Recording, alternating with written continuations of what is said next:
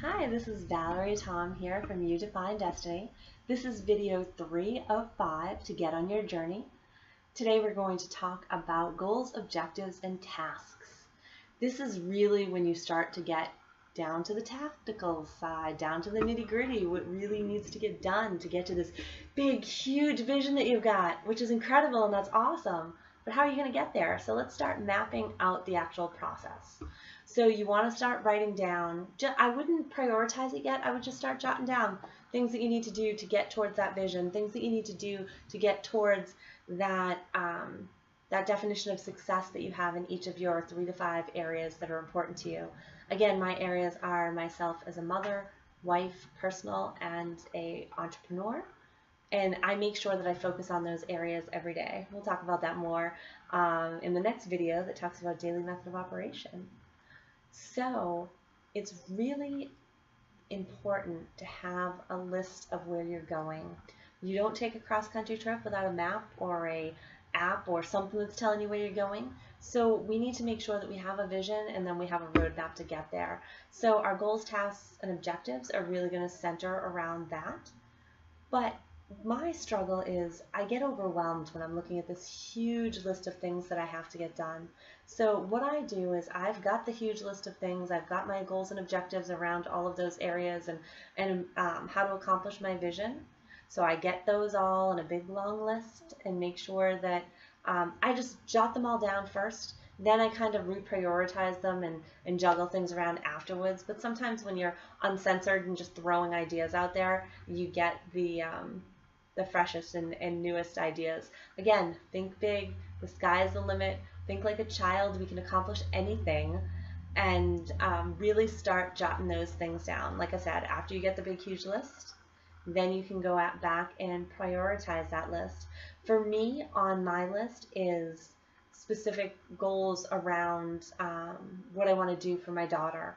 I want to make sure that we're having fun time together every day. I have the pleasure of working from home, so I want to make the most of the time that I have with her. She'll be 2 in December and time is flying. So I want to make sure that we do, at least 30 minutes of structured playtime during the day. We want to do some exercise time. We want to do some fun playtime. So there's different goals that I have for her and I.